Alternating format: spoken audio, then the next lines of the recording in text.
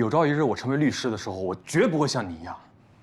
方律，陈硕在提这笔款的时候，他还是良诚所的律师，他代理这个案子也是以良诚所的名义接受的委托。准确的说，这是他的职务行为。要当被告，陈硕不是唯一被告，良诚所也同样是被告。我觉得这个时候，良诚所应该拿出自己大所的勇气和担当来，应该保护自己的律师才是。非常抱歉，陈硕现在已经不是良诚所的律师了。而且当时我把其中的利害关系跟他说得清清楚楚，是他自己坚持不退的，造成今天的局面，怨谁？怨良诚所吗？我们爱莫能助。也就是说，良诚所不会再管了。那是他自己的选择，和良诚所有什么关系啊，英子？方律师，我希望你记住今天这句话：有朝一日不要因此而后悔。方瑞，留一下。我在楼下等你。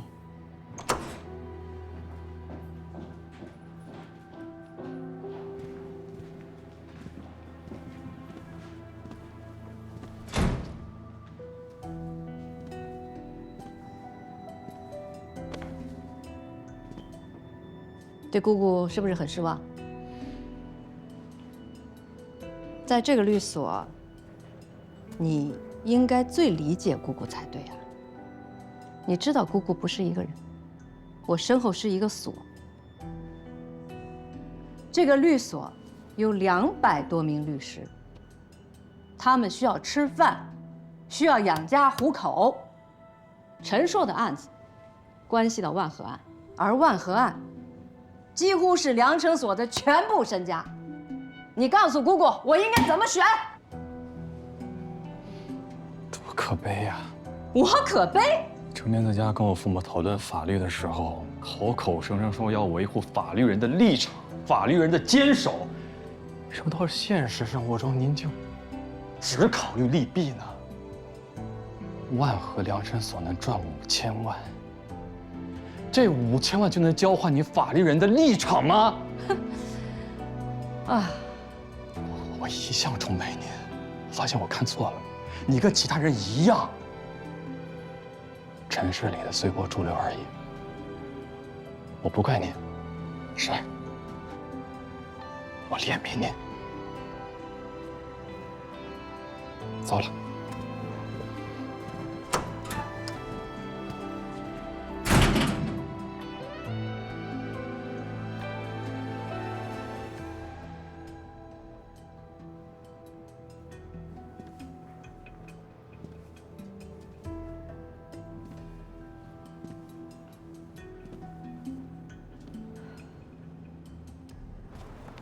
方瑞，哎，没事吧？哎，对，罗律师，我突然想起个事儿，我们可以找几个刑法方面的专家学者，就这个案子做一次研讨会，让专家们分析分析，到底是合同纠纷还是刑事案件，出一份法律意见书交给法庭。但是那些专家们也不太好找，而且万一他们的意见对我们不利的话，专家的事你交给我，我尽量说服我爸去找。至于意见，罗律师，如果专家们也认为是刑事案件，你害怕在法庭上跟专家们的意见抗衡吗？我不怕。行，那你先去试试吧。谢谢。好。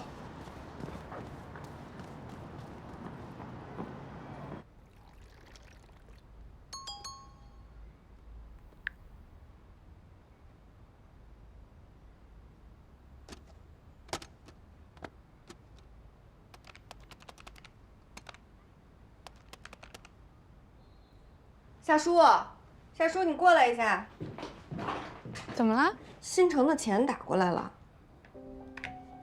哦，打过来了。算上滞纳金1分都不差。明天不是新城的股东会吗？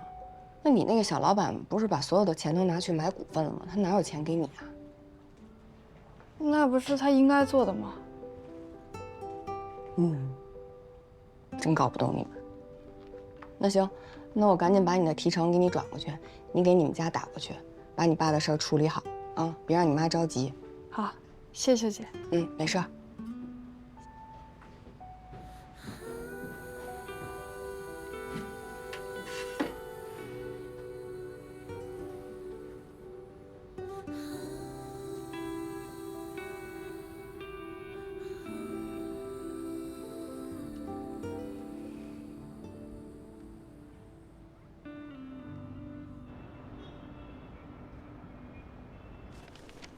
爸，您成天和姑姑讨论法律人的立场，我不要求您偏袒我师傅，您能不能出面，请几位法学家就这个案子展开学术性的讨论，做出你们独立判断就行。你姑姑怎么说啊？他是权衡利弊，爸，我希望您不这样。我昨天还到人大去开会，会上谈到咱们现在很多地方都是用刑事手段来解决经济纠纷，这样的话对我国的经济发展会有不利的影响。从你今天提供的这份材料来看，这倒是个典型的案件。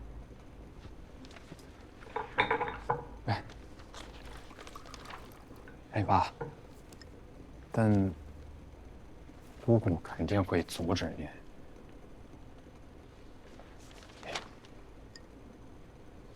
您还愿意出面吗？这样吧，你呢把材料放在这儿，我再仔细的看一看。如果说后续我们要准备召开一次这样的讨论会的话，委托方的身份我会完全保密的。太好了，爸，谢谢您吧。我说的已经很清楚了吧？啊，小磊，你小子的态度怎么样？要是你大伯来，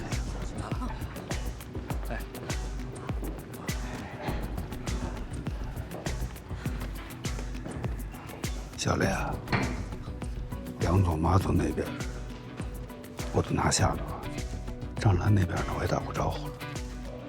他说会有派律师来投票。梁总这个人你应该清楚，最后还不知道怎么着呢。我看你还是先走吧，别到最后给自己下不了台啊。大伯，这话说错了，这孩子从小就嘴犟。小磊，踏踏实实当个股东不好吗？吃喝玩乐那是你的长项，大人的事儿少参与。我给你大伯保证，养你一辈子，考虑考虑。老赵，开始吧。哎，好，各位股东及股东代表啊，请慎重考虑决议事项。关于董事长的任免呢，我们将在现场以唱票的方式来公布决议结果。好，各位股东可以按顺序投票了。不好意思，还没开始投票吧？夏叔，你怎么来了？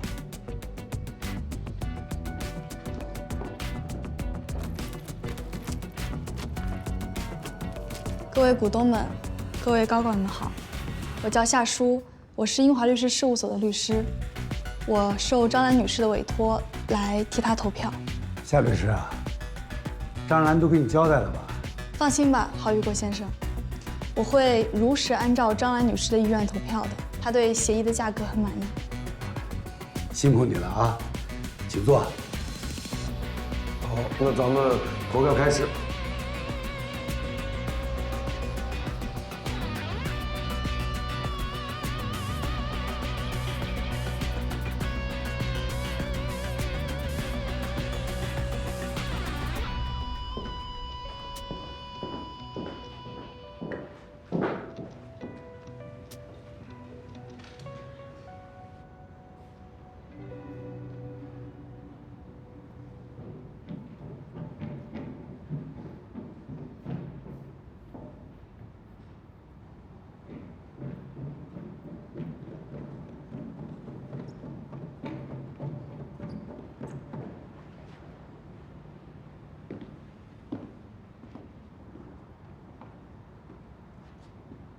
为什么是你？我死我认命，可为什么偏偏是你把我投死？我只能遵守委托人的意志。行，明白。董事长我是当不上了，这段时间你帮了我不少忙。我遵守诺言。我去劝一下大伯，让他把新城之后所有的法律业务都交给你。行，那就谢谢郝总了。没什么事的话，我先走了。夏叔，董事会结束之后，我在新城待着也没什么意思了。之后估计也就离开京北了。我是想对你说，这段时间，小磊，小磊，我明了，我明了，你现在是真正的董事长了。怎么可能？张兰姐不是已经把票给我大伯了吗？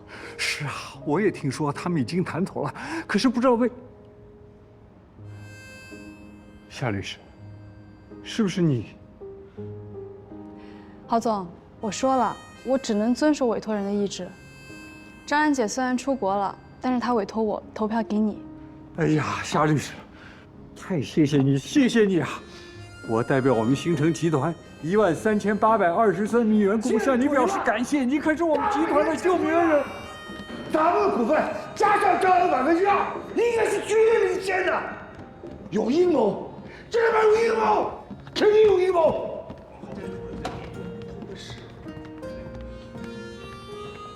小磊，你肯定好好谢谢夏律师。郝总，这是他现在就跟我上去把事情办完。好，好，走走，走走走，小磊，走走，小磊，走。夏律师，谢谢啊。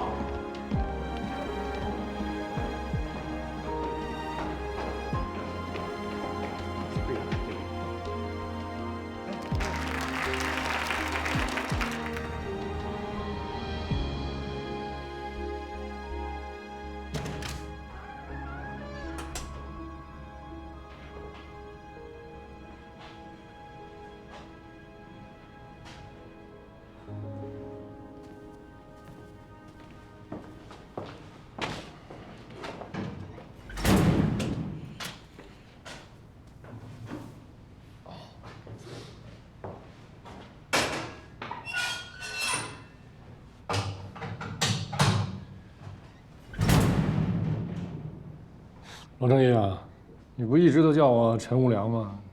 今天我终于被抓进来了，你应该高兴啊，怎么还进来帮我？嗨，不是曾经有人跟我说过吗？赚谁的钱不是赚呀，所以我也想当一回钱赚的。你在里面还挺好吧？好啊，你担心我啊？哎，二位啊，咱先聊正事儿吧，这叙旧的话出去再说呗。陈硕无罪是吧？当然了，你来的话还是有罪，那要你干嘛？我也看了全部的材料，我也会按照无罪辩，只是有2个地方。哪2个地方？第一点呢，就是合同约定中律师代收执行款，但是没有约定可以在回款中直接分配。这之前不是跟你说过了吗？名山这边不可能同意律师去直接分配支取回款，但是合同里边呢，对于律师的提成比例已经约定的特别明确了，同时还约定了在每一笔回款当中，律师都可以按比例得到分配。所以我只是把我自己的钱支配出去了，这有什么问题？那第2个就是关于那个公管账户，公管账户也没问题吧？所有的手续还有文件全都合法合规。这个虽然是在双方的意愿下建立的账户，但是1级、2级的优盾权限都在我自己手里边。那他们当时没好好看文件，就在那儿咔咔就多盖了2个章，小怪怪他们自己吧。那我就没什么问题了。陈硕就是陈硕哈。对了，你那个小徒弟方瑞，他这2天也在帮找几个法学家，想就你这个案子开一个研讨会。孩子，实在孩子。罗子啊，拜托你一件事啊，你看我现在这样，还能不能从这儿出去也不知道，我还能不能再当律师了，我也不知道。那如果方瑞真的通过了司法考试，拿了从业资格证，让他进你们印花所好吗？拜托了。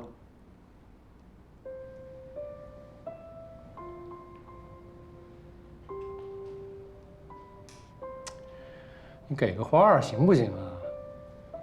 胡说八道，谁的徒弟谁带啊？我的意思是，这研讨会开完，我觉得也没有其他的可能性，这就是一个合同纠纷。我判断大概率不会按照刑事案件处理的，所以你就在里面安心的等消息吧。啊，我一想着我可以在里边呼呼睡大觉，你在外边为我的事在那奔波，我就特别的安心。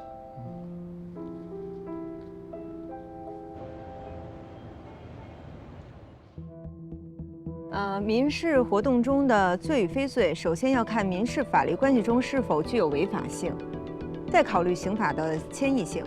本案中呢，甲方在合同已有明确的约定的前提下，利用律师一审胜诉的工作成果，悍然违约，与对方私自达成和解。我是坚决的反对利用刑事手段介入民事纠纷这种处理方式，这是对民事法律事宜下交易公平和诚信原则的无情践踏。我特别想指出的是，近年来我们经常呢可以看到此类的案件发生，明明是经济纠纷，却偏偏要上升到刑事案件。行为人取得财物的时点也很重要。如果被害人并未陷入失去民事救济的高度危险，那就不能认定行为人具有非法侵占的目的。其实，要论证是否构成侵占罪，要从非法占有目的之内涵与判断路径多角度综合论证。我强调一下，这个侵占罪之保护法律。许律师，什么事儿？你在哪里？事情没做完，为什么离开？我有事情找你。你先过来一趟。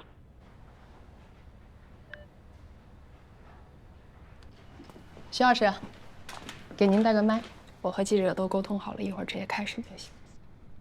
您对于法律的坚持真的是令人钦佩，许律师。那另一边的专家研讨会正在进行，您是否担心法律界专家们的声音与您的意见相左呢？我不担心，因为我相信法律。市场经济本质上就是法治经济。如果合同的另一方公然的藐视法律，利用非法的手段去获取利益，那还有什么法治可言？经济活动如何保证在法律的轨道上运行？今天非常感谢您接受我们的采访，也辛苦你们了。许律师，再见。再见。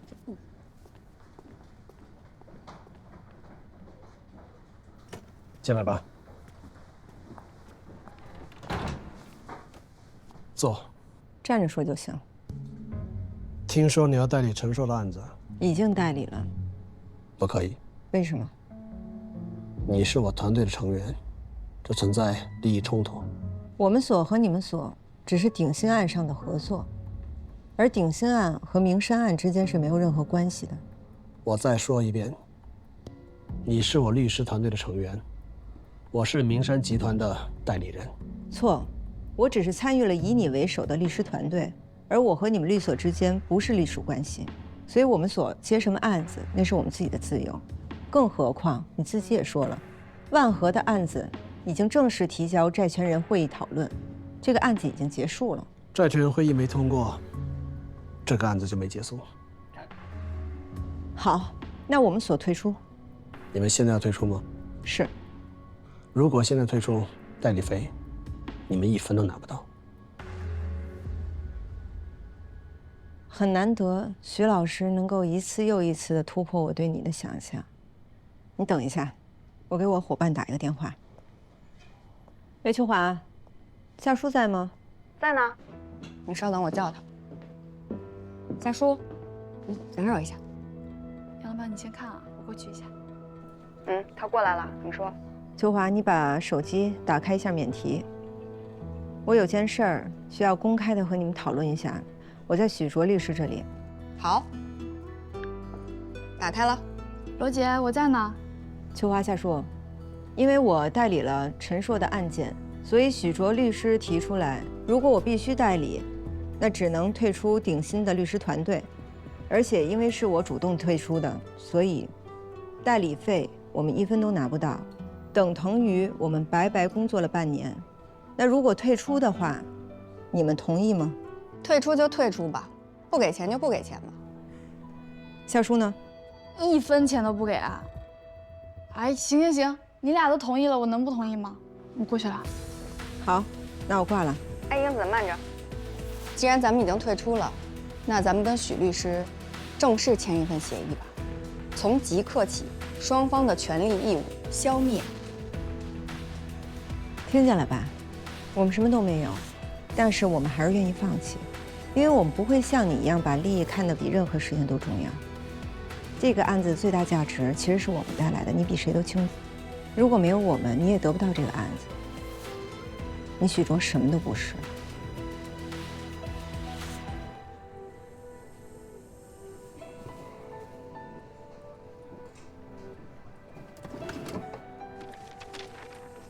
解除合作协议，只要在上面签上名字，协议就生效了。双方的权利义务消灭，服了。还得是你啊，徐老师。英子，你是个聪明人，你和陈硕不一样，他是肯定要进去的，你愿意为他牺牲你自己吗？还是你觉得以后在法庭上我会对你手下留情？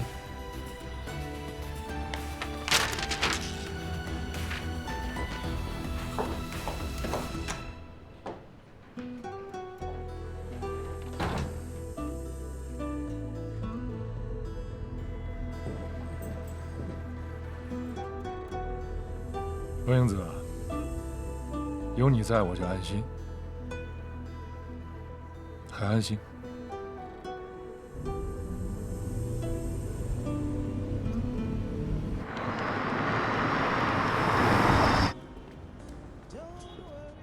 你们都没看见当时许卓那副嘴脸，那头都快气炸了。哎呀，几百万买一痛快，真贵啊！哎，早知道我也去围观一下了。一点都不贵，这几百万能把你罗姐眼睛治好了，值了。你们真的不怪我呀？谢谢你们啊，我都快哭了。哦，别，您这演偶像剧呢。哎，英子，那解除协议签了没有？签了呀。哎，还说呢，都不用我起草，人家直接准备好一份，白白浪费我们几个月的劳动。这个徐小人。那协议呢？给我看看。哦。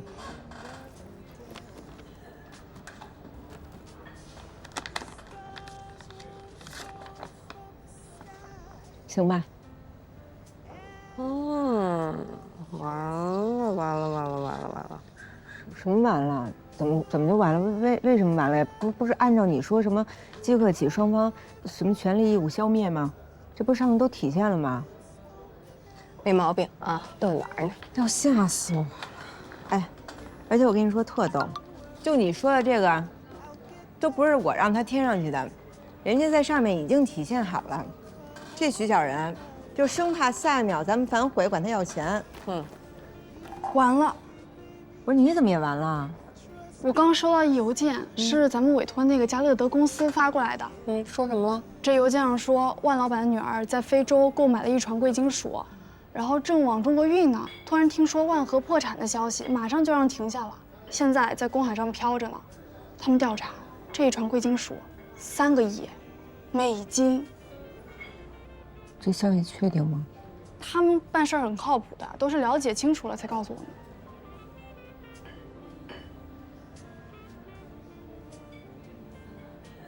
许卓已经跟我们解除协议了，所以我们不代理顶新了。我们对他们没有了任何义务，而且从始至终我们也没跟鼎新签过合同。所以也就是说，我们没有必要拿着自己花钱买的消息告知他们。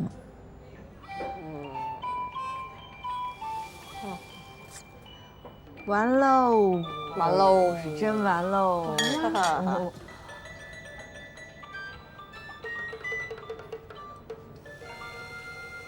长警官，这个案子怎么说撤就撤了呢？哪里不符合移送条件了？徐律师，不管是权威专家还是我们局里，都对此案呢进行了一个认真的讨论，结果是一致的，就是此案属于是经济活动中的合同纠纷，被告人的行为并不在刑法的判定范畴。现在上上下下都在强调保护经济发展，防止利用刑事手段干预经济纠纷。我们也是依法办案，所以才决定刑事撤案。如果你们有异议的话，可以继续的提起民事诉讼。现在讲法律了。当年我那2起案子，怎么没人讲法律啊？徐律师，如果不讲法律的话，你可能现在在里边服刑呢。好，我倒要看看，这到底是刑事案件还是民事纠纷。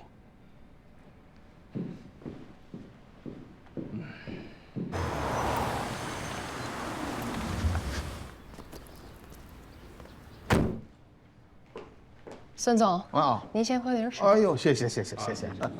孙总，哎呦，需要水啊，哎，您好，你好，坐。哎，好，那个案子通知我们撤了，是撤了。我没想到对方能量还这么大，所以找你们来商量一下。许律啊，依我看，撤就撤了吧。本来呢，我也没想着把陈硕送进监狱里去，就是为了争口气，把这高的离谱的律师费给他打下来。现在呢，不打刑事了也好，咱们就踏踏实实的打这个合同纠纷，逼着陈硕呀给咱们签一份补充协议，别再漫天要价就行了吧。您的策略我也理解，您是想先让陈硕进去，给这个薛律师来点压力，逼着他们呢把这个查封的账号解了，或者是30天之内不起诉，这样查封账号自然也就解了。可是我实在是觉得，刚打完官司就把自己的律师送进监狱，名声实在是不好听。你就这点出息啊？我说你们是不是出卖自己的律师上瘾了？先前出卖陈硕，现在要出卖我，这从何说起啊？我还没要撤呢，你们想撤？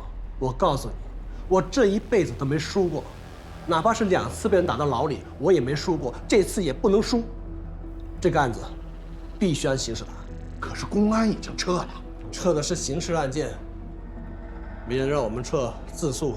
我们现在提的是刑事自诉，我们向法院控告陈硕侵占罪，一定要把他打进去，让他接受教训，他才会对剩下的钱死心。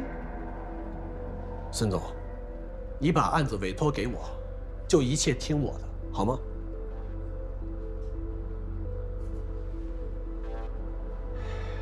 那好吧。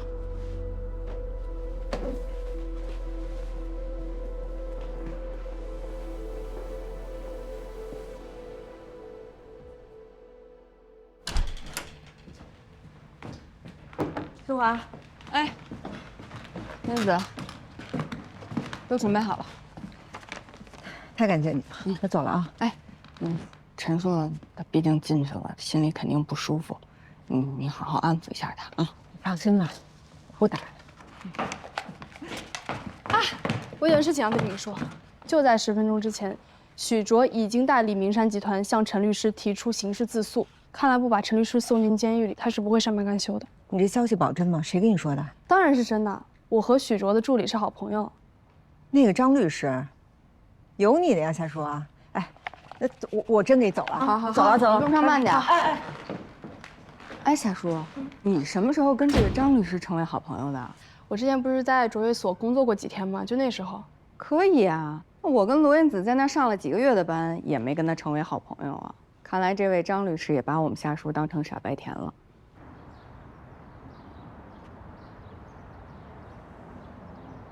你说也真是，这么关键的时候，这罗律师怎么不来啊？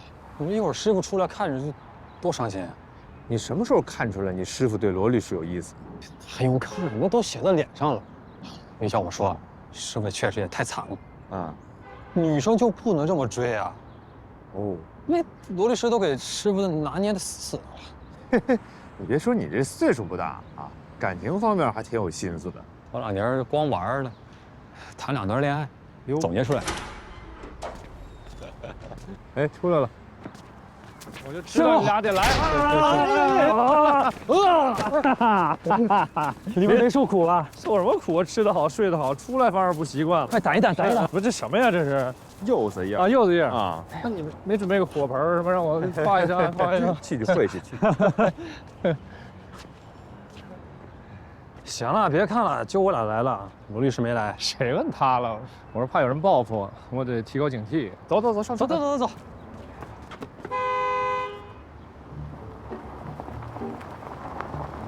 主角都是压轴出。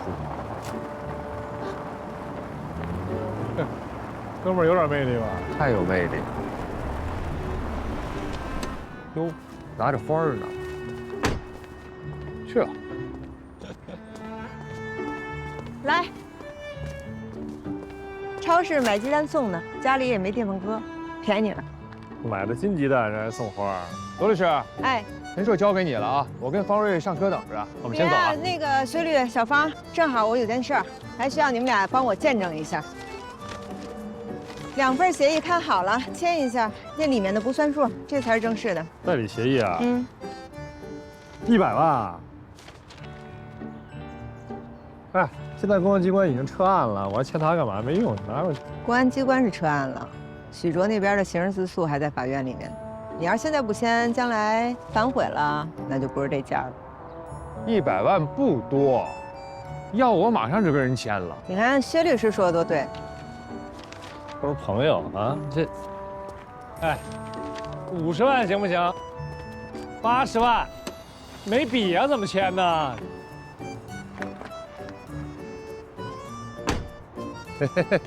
去吧，去吧，去吧！我就是背着下降头，卤水点豆腐。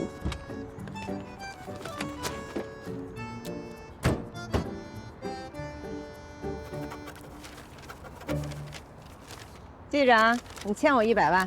现在呢，跟我回一趟我们所里。好，我来坐你车，不用再加钱了吧，债主？这回就便宜你一回吧，免费。啊。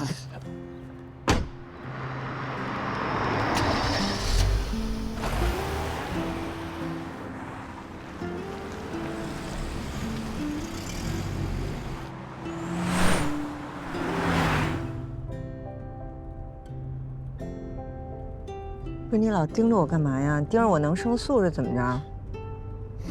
许卓的刑事自诉你怎么想的？啊，嗨，有你在我还想什么呀？我想的话，那100万不白花了。陈硕，你能别跟我嬉皮笑脸的吗？我问你，之前都一直好好的，怎么现在谁说都油盐不进了？一直觉得你是属耗子，大船沉了，你第一个先溜。你这回怎么了？你判断危险能力跑哪儿去了？失灵了？还老一直提醒我要小心许卓呢，自己怎么被他给算进去了？我这么做，还不是因为你啊？因为我什么呀？你说清楚了。因为你喜欢裴多菲，我就想当一回裴多菲，我想硬气一次，明白了吗？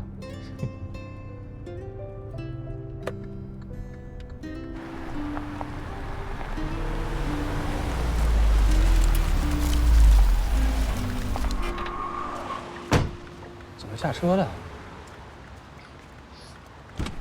下车。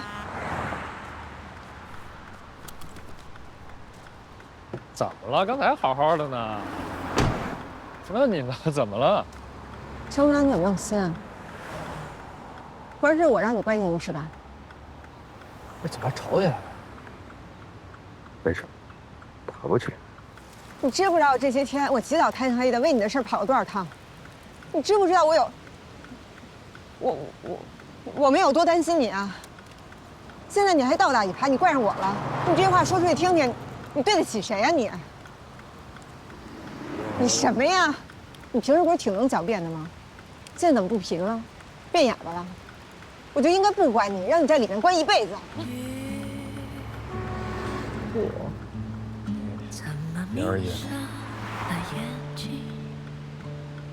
周英子，我真的喜欢你，你别再骗自己了。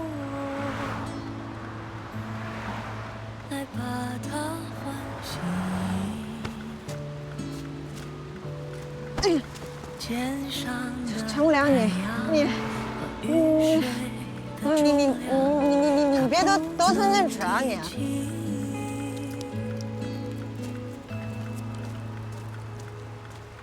还有，以后你少给我提那裴多菲。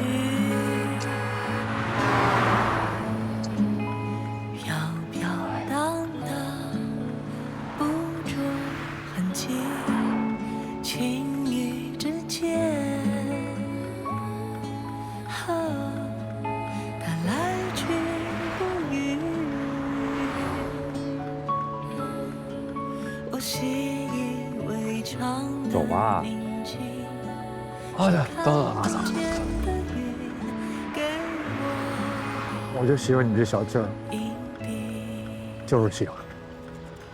那一片洁白的、柔软的云朵，挣脱着风和雨、晴和阴的诉说，在明暗间来回的、沉默的穿梭。一点微波会让它穿透那一片安心的、厚重的云朵，回笑那人世间的苦涩与过错。它懂我所有的笨拙和执着，在我们的天空永远为我守候。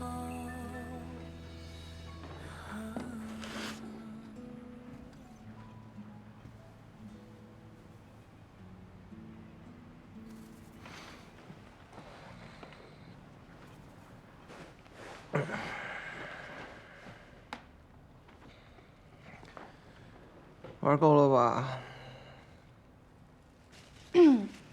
是你先打呼噜打扰我工作的，郝总，你都已经当上董事长了，也没有什么烦心事儿了，总不会还失眠吧？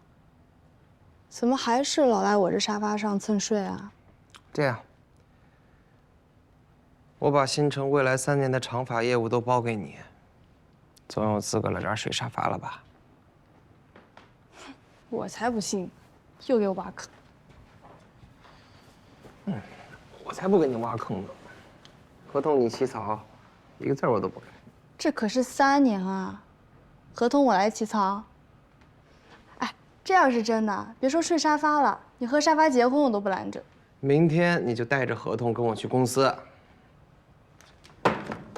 不行，口说无凭，我录音，你再说一遍。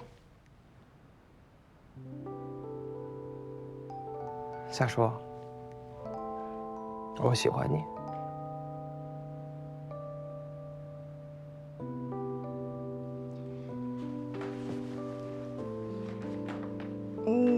不是说这个，你好好说。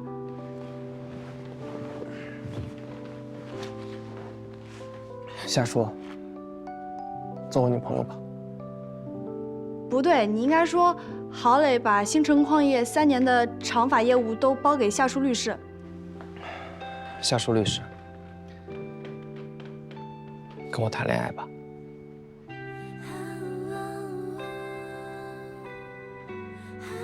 你到底说不说？你先答应我再说。郝总，你这是敲诈，是勒索。那又怎么样？你乐意就好。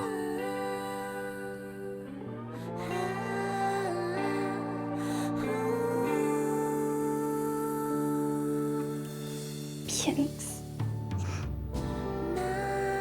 你竟然敢钻到别人车轮子底下，3两下就把那帮糙老爷们给收拾了。这不都是为了郝总你吗？你的酬劳。郝磊，84万外加差旅费，你给不给？不给，我让你接着帮我讨债。滚！姐不伺候了。就非要当董事长不可吗？当个股东不行吗？不想让我爸的事业毁了。可是我爸的事儿也只有我能做，我也必须得做。我明了，我明了，你现在是真正的董事长了。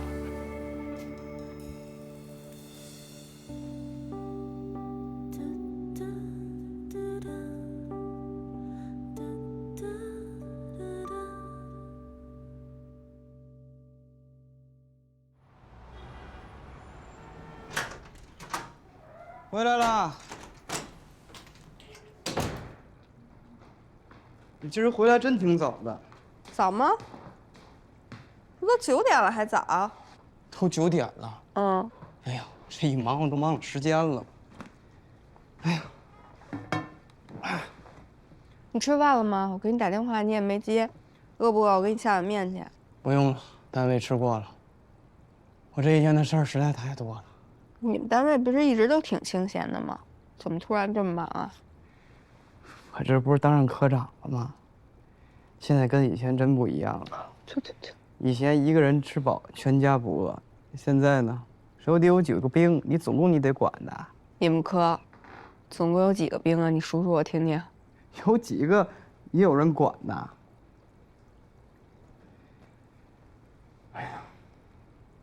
哎呀，老婆，觉得现在大学生跟咱那会儿真的不一样。嗯。你就说我们单位那小魏啊，哎呀，你看吧，哎，都要工作了。你说我听着呢，小魏怎么了？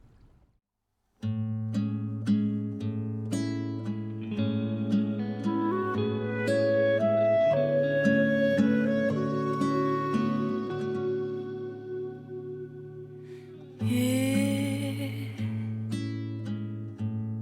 怎么迷上了眼睛？等待一束风